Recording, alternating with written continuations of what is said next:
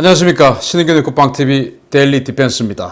자, 제가 매일 여러분들께 좀 기분 좋은 소식, 기쁜 소식, 희망찬 소식을 좀 전해드렸으면 좋겠는데, 어떻게 우리 대한민국에는 이렇게 항상 불행한 소식, 우려스러운 소식, 겁나는 소식 이런 것밖에 없을지 모르겠습니다. 자, 한국 정부 내부에 북한에 대한 협력자가 있나요? 미국이 이거 지금 냄새를 맡은 것 같습니다. 지금 우리 대한민국의 아주 중요한 큰 은행이 미국의 세컨더리 보이콧을 맡게 생겼습니다. 지금 큰일 났습니다.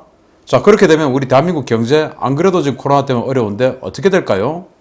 보겠습니다. 자, 백령도 피격 공무원 가족 아들이죠. 바이든에게 진상 규명을 호소하는 편지를 보냈습니다. 그 아들이 제가 살고 있는 이 경남 양산 이 집입니다. 그래서 아주 우수해서 국회의원 표창까지 받았던 그런 훌륭한 학생인데, 이 아들이 바이든 대통령에게 호소를 하는 편지를 보냈습니다. 한국 정부는 자꾸 덮으려고 한다. 그래서 미국 대통령께서 이거 좀 살펴봐달라, 진상을 규명해달라 라는 편지를 보냈어요. 자, 보시겠습니다. 서해 피격 공무원 아들이 조 바이든 미국 대통령에게 아버지와 관련된 사건의 진상을 밝혀달라고 호소하는 편지를 발송했으며, 해당 편지는 이달 4일, 즉 2월 4일 주한 미국 대사관에 접수되어 외교 행랑을 통해 미국으로 발송되었다. 편지에서 이군은 사람 생명을 바이러스로 취급해 사살하고 기름을 발라 시신을 훼손할 수는 없다고 생각한다 라며, 북한의 행위는 그 어떤 이유로도 정당화될 수 없는 인권 유린이라고 비판했다. 이군은 어느 누구도 진상을 규명하려는 노력도 없고 오히려 이 사건을 조용히 덮으려는 분위기다 라며, 북한군이 아버지를 왜 죽였는지에 대한 진실을 밝혀 아버지와 같은 일이 다시는 대한민국에서 일어나지 않도록 힘이 되어달라 라고 호소했다. 자, 이게 주한미 대사관에 접수를 했는데, 이게 지금 외교 행랑을 통해서 정식으로 미국으로 백악관으로 간 겁니다. 미 대사관에서 이걸 보고 이건 접수하자. 아무나 우리가 미국 대통령에게 편지 쓴다고 그걸 다 접수를 해주나요? 아니죠. 이건 정말 해줘야 된다.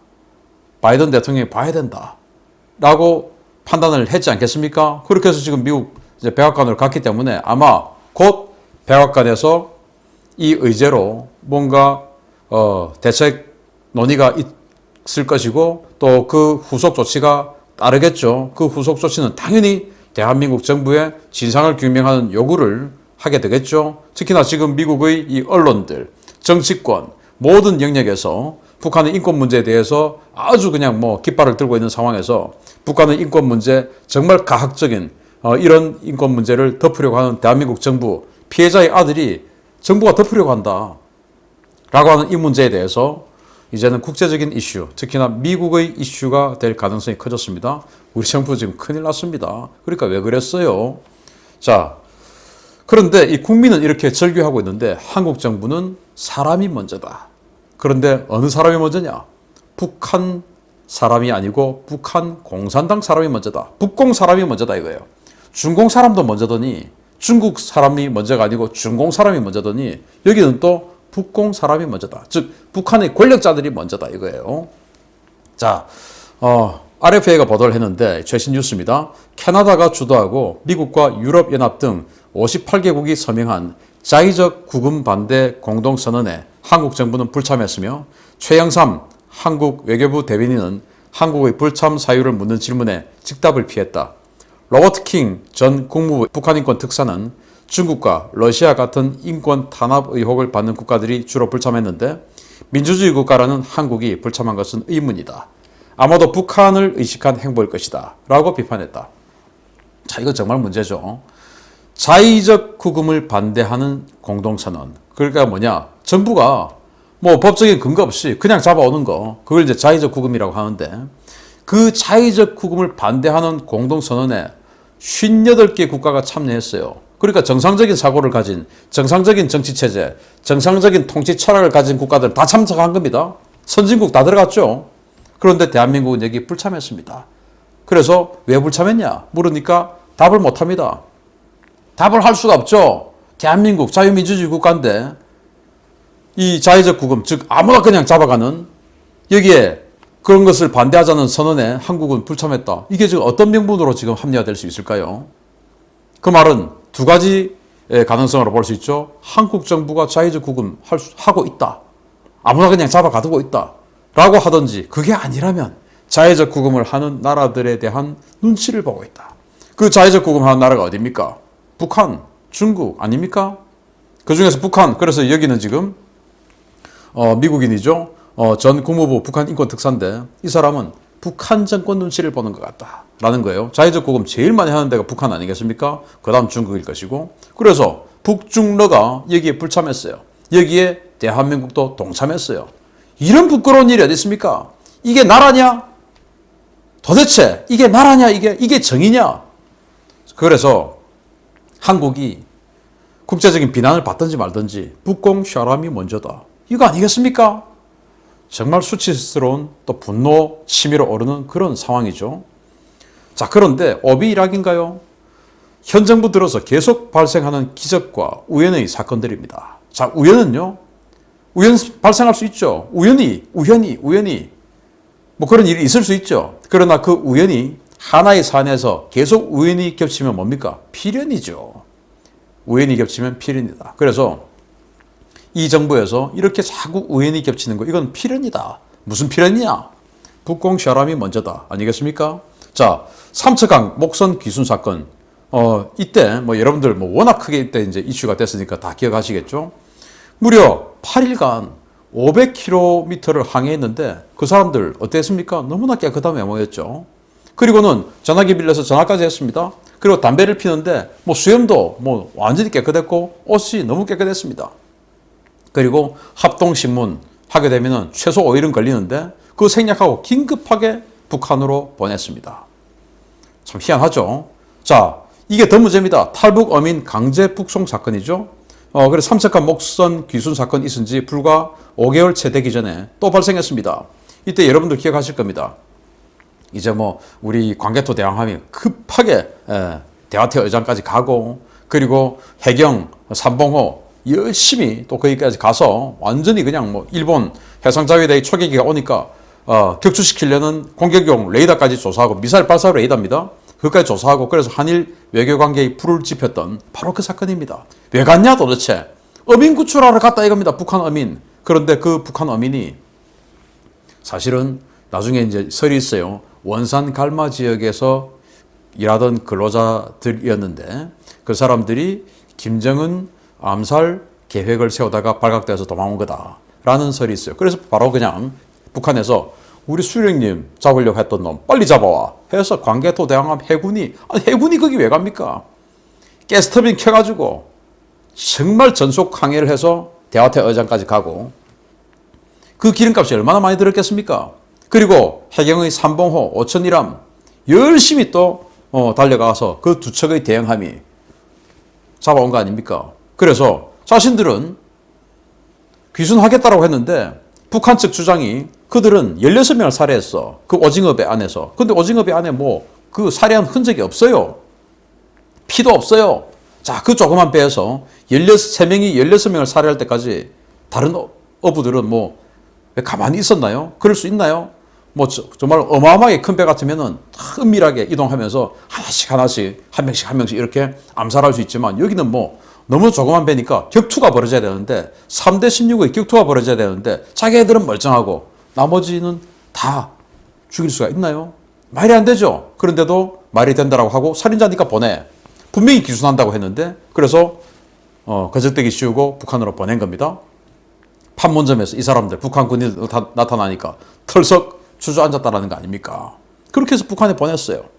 철책 귀순 사건이죠. 역시 22사단 쪽으로 넘어왔는데 자, 철책 여러분들 가보셨겠지만은 2중, 3중 철책이 있고 그 위에다 윤형 철조망, 어마어마한 철조망 감아놨어요. 이걸 점프한다? 있을 수 없는 일인데 자기 의도 벗어놓고 그걸 점프해서 뛰어넘었다 이겁니다.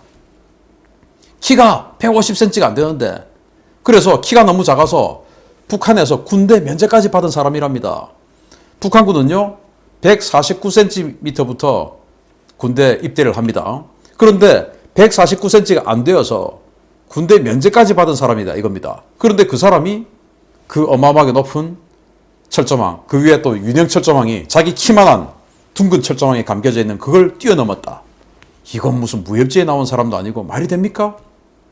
그래서 나중에 의혹을 제기하니까 국방부에서 뭐라고 하냐? 기계체조 선수라고 하는 설이 있다. 이게 말이 되는 소리입니까? 이자들이 어떻게 입만 열면 거짓말입니까? 그리고 이번에 오리발 기순. 아니 무슨 철인 3종 경기 선수도 아니고 그 파도가 3m 파도에 초속 10m 이상의 강풍이 부는 그 상황에서 분명히 주한미군에서 이번에 어떻게 통계가 나왔냐.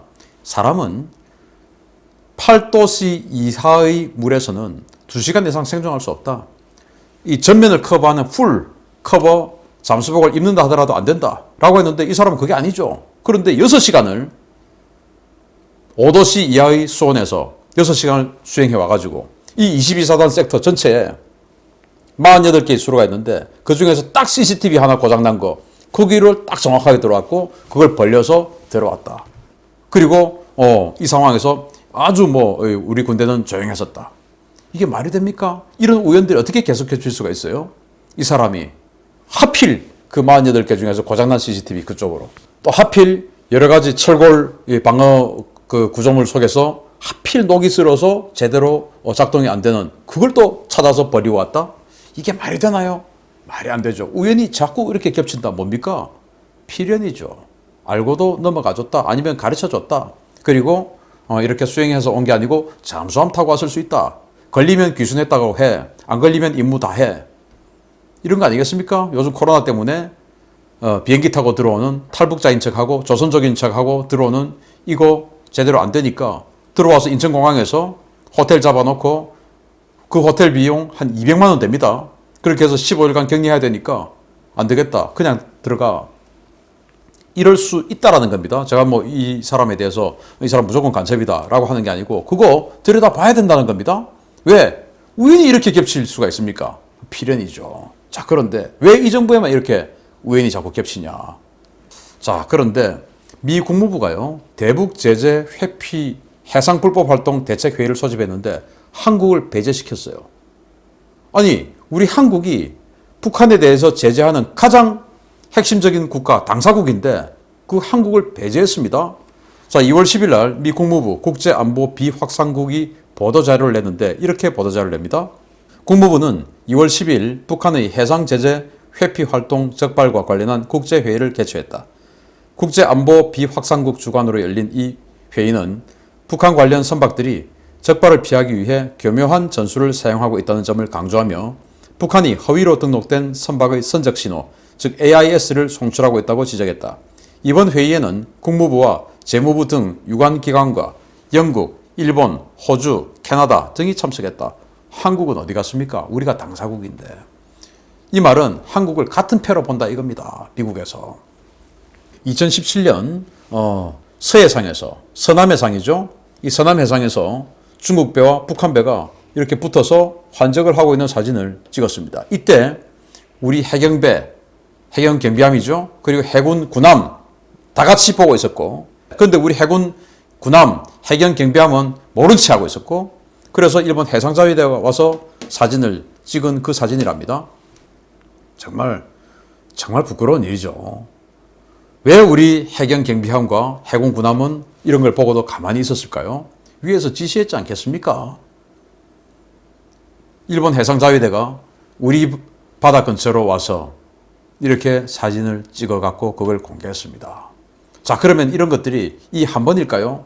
아니죠. 제가 2018년 10월 달에 정말 있을 수 없는 일이다 라고 해서 특종 보도를 했던 바로 골든 레이크 유령선 사건 기억하시죠? 그게 지금도 100만 조회가 훌쩍 넘었고, 그로 인해서 제가 신흥균의 국방TV를 사실은 알릴 수 있게 된 계기가 됐는데, 이 신흥균의 국방TV 극초창기에 했던 바로 그 방송인데, 그게 영국 BBC까지 특종 다큐멘터리 보도를 했습니다. 탐사 보도를 했어요. 영국 BBC에서. 제가 했던 바로 그 골든 레이크입니다. 이게 우연일까요? 인천과 남포를 오가는 괴선박 골든 레이크 801호죠. 자, 그래서 이렇게 영국 BBC 앵커가 지금 하고 있습니다. 단속을 피해 밀수품을 북한으로 실어 나르려면 한 가지 방식으로만은 안 된다. 여러 방법을 섞어야 된다. 상황에 따라 어떤 경우는 우리 소유의 배를 직접 북한에 진입시킬 때도 있고, 배 이름을 바꿔 AIS 신호를 속이거나 공해상에서 환적할 때도 있다. 라고 이렇게 이야기를 합니다. 이게 이제 실제 그 환적 불법 활동을 하고 있는 사람과 이렇게 낚시를 해서 인터뷰를 하고 있는 모습이에요. 2020년 11월 11일 날 BBC에서 보도를 했는데 The Mall이라는 프로입니다. Undercover in North Korea라는 제목으로 이 특집 방송을 했었어요. 자, 보십시오. 인천을 출발합니다. 골든 레이크 801이. 그런데 인천을 출발했다가 어디로 갔냐? 평양 밑에 있는 남포로 들어갔습니다. 이게 있을 수 있는 일인가요? 그래서 제가 2018년 10월 달에 이 골든 레이크 801에 대한 이 특종 보도를 하고 나서 제가 인천 해경에 직접 또 들어가 봤습니다. 왜냐? 분명히 그날 또 제보가 들어왔어요. 인천 해경부두에 지금 있다는 제보가 들어왔습니다. 이 AIS 신호가. 그래서 제가 인천 해경으로 협조 요청을 해서 갔어요. 그래서 가봤더니 골든 레이크 801은 없습니다. 없고 당시에는 이 중국 그 선박 하나, 어선 하나, 아주 조그만 어선 하나를 납포해서 놔뒀더라고요. 그 외에는 없어요. 그런데 분명히 AIS 신호는 인천 해경 특수 부두에 정박해 있다라고 나옵니다. 뭔가 수상하죠. 그런데 이런 식으로 왔다 갔다 북한으로 하고 있다라는 겁니다. 제가 그때 보도해드렸던 내용은 백령도 근처에서 선회하다가 북한 쪽으로 갔다. 이런 것들을 알려드렸는데, 그럼 이 골든레이크 801은 뭐냐? 사라진 배입니다. 폐선한 배입니다. 제가 2018년 10월 달에 최초로 알려드렸듯이 폐선한 배예요. 제가 부산 출신이다 보니까 어떻게 하다 보니 이 골든레이크 801에 대해서 아주 잘 아는 분과 인터뷰를 하게 됐어요. 라스팔마스에서 조업하던 원양 어선인데 이 회사가 세금 문제로 아주 강력한 과세를 맞고 뭐 그런 여러 가지 이유로 해서 회사가 부도가 났습니다. 그래서 이 골든레이크 801호는 라스팔마스 부두에서 폐선 처리됐어요. 그런데 이 골든레이크 801이 폐선 처리된 배가 왔다 갔다 하고 있는 겁니다. 자, 보십시오. 지금 CKY로 가고 있다 라고 하는 것인데 지금 폐선한 배가 CKY로 가고 있다. CKY가 어디냐? 가나에 있는 항구예요. 그 가나에 있는 항구의 호출부호입니다. 그러니까 골든레이크 801이 라스팔마스, 즉 이 대서양, 아프리카 연안의 대서양에서 활동하는 배이기 때문에 가나 쪽으로 갈 수 있죠. 분명히 우리 한국에는 가나로 간다고 해놓고 지금 뭐 하고 있냐? 지금 여기 보시면 두 개의 배가 딱 붙어 있지 않습니까? 그래서 아래에 있는 빨간색 배는 무슨 배냐? 바로 골든레이크 801. 위에 있는 파란색 배는 뭐냐? 연대 중국 배입니다. 바로 서해상에서 환적 활동을 하고 있는 겁니다. 그리고 또 이 배는 가나 가지 않고 남포에서 인천에서 남포 왔다 갔다 하고 환적하고 뭐 이런 일을 계속 우리 인천 근처에서 해대고 있는 겁니다. 그럼 뭡니까? 이 배일까요? 아니죠. 라스팔마스에서 폐선 처리한 그 골든레이크의 AIS 신호기를 떼와서 어떤 배에다가 붙이고 자꾸 그 신호기를 활용하고 있는 거 아닐까요? 그거 왜 우리 해경 그리고 우리 국정원, 제가 방송까지 해서 100만 조회가 넘었는데 왜 확인하지 않습니까? 왜 영국 BBC에서 방송하게끔 합니까? 또 BBC에서 방송했는데 왜 또 지금도 조치가 이루어지지 않습니까? 이러니까 이 북한의 환적 화물에 대한 회의를 하는데 대한민국을 부르지 않는 것이죠. 왜? 한패니까. 그렇게 보는 거 아니겠습니까? 이게 도대체 무슨 일입니까? 자, 그런데요. 미국과 국제사회가 이렇게 눈에 불을 켜도 북한 지원에 혈안인 우리 정부죠. 북원추, 북한의 원자력 발전소 지어주자. 북전추, 북한의 전력부터 보내주자. 북항추, 북한의 항구 만들어주자. 북가추, 북한의 가스 발전소 만들어주자. 북철추, 북한의 철도 보수해주자. 깔아주자. 이인영 통일부 장관이 정말 뭐 이 사람은 북한과 대화하려고 하니까 벽을 보고 이야기하는 것 같다 라고 하면 이야기 안 하면 되죠. 그런데 이 사람은 너무나 북한이 사랑스러운가 봐요. 그것도 북한 인민이 아니고 북한 공산당이 북한이 120에서 130만 톤의 식량이 부족하다. 인도주의 협력 문제는 정치, 경제, 안보 상황과 별개 트랙에서 일관되게 추진하는 것이 바람직하다. 필요할 때 적기에 지원할 수 있고 협력할 수 있다면 그런 방법을 찾아야 한다. 아니 대화도 안 해주는데 이렇게 지금 러브콜을 보내고 있습니다. 자, 그러니 이렇게 북한 지원에 혈안인 정부, 이 정부를 국제사회에서 어떻게 믿어주겠습니까? 자, 그런데 정말 놀라운 보도가 나왔고 이제 우리 경제 큰일 날 상황이 됐습니다. 바로 세컨더리 보이콧, 맡게 됐습니다. 조선일보가 2월 19일 보도를 했는데요. 미 법무부가 2014년부터 작년까지 광범위한 사이버 공격과 금융범죄를 저지른 혐의로 북한 인민군 정찰총국 소속의 해커 3명을 기소했다. 이들이 중국, 러시아, 싱가포르 등을 드나들며 세계 전역을 상대로 감행한 해킹을 통해 훔치려고 시도한 외화와 암호화폐의 가치만 13억 달러, 약 1조 4천억 원이다. 이들은 은행 내부 시스템에 접근해서 자신들이 통제할 수 있는 제3국 계좌로 거액의 외화를 송금하도록 만들고 범행했다. 미 법무부 공소장에 따르면 북한 해커들은 2018년 1월 멕시코 수출입은행 시스템에 접속한 뒤에 총 1억 1천만 달러, 약 1,200억 원을 대한민국에 있는 은행 계좌들로 송금했다. 공소장에 구체적인 은행명은 적시되지 않았다. 이야, 2018년 1월에 멕시코 은행에 접속해가지고 해킹해가지고 무려 1,200억 원 이상을 불법 해킹해서 그 돈을 우리나라 은행들에게 집어넣었다 이거예요.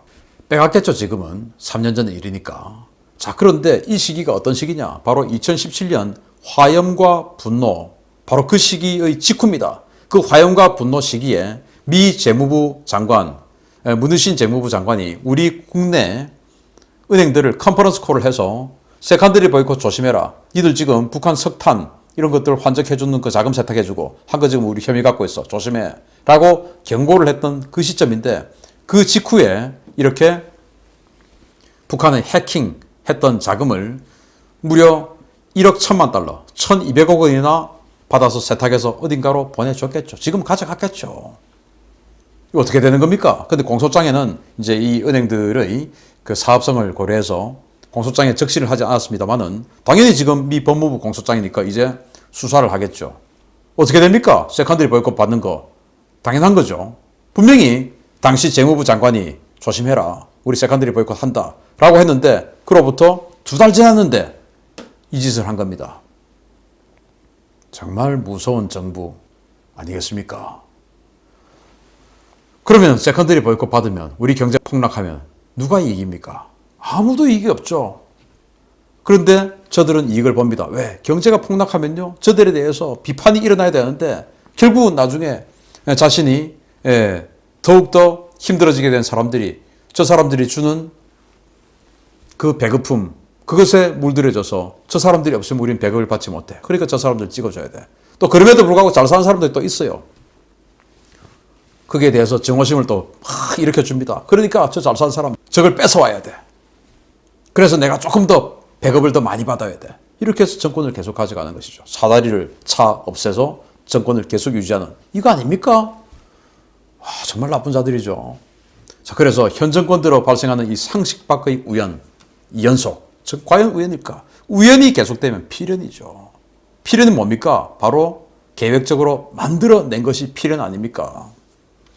이 정부, 우리 국민이, 우리 경제가 세컨더리 보이콧 속에서 정말 폭락하고 베네수엘라가 되더라도 자신들만 계속 이어가면 된다. 그리고 자신들이 사랑하고 있는 그분들만 계속 세습 정권을 유지하면 된다. 라는 생각은 아니겠습니까? 이럼에도 불구하고 사람이 먼저다라고 하는 그 슬로건이 정말 아름다워 보입니까? 우리 사람이 먼저다라고 생각이 되십니까? 바꿔야 되죠. 생각도 바꾸고 우리의 생각 바꿔야 되고 시각도 바꿔야 됩니다. 그리고 행동해야 됩니다. 마치겠습니다. 감사합니다.